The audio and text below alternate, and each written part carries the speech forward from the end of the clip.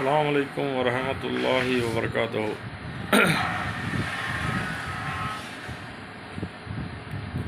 நம்மை ஒருவர் கேவலப்படுத்துகிறார். நம்முடைய செயல்களை கண்டு நம்முடைய செயல் சரியாக இல்லை, நாம் செய்கின்ற வேலை சரியான முறையில் இல்லை என்று ஒருவர் நம்மை அவமானப்படுத்துகிறார்.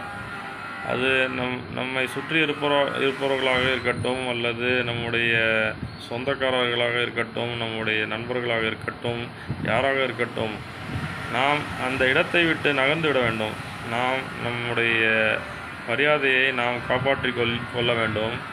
நம்முடைய மதிப்பையும் மரியாதையும் நாம் மதிக்க வேண்டும். பிறருக்காக நாம் வாழவில்லை, நமக்காக நாம் வாழ்கின்றோம் என்று நாம் மனதில் வைத்துக்கொள்ள வேண்டும். நன்றி.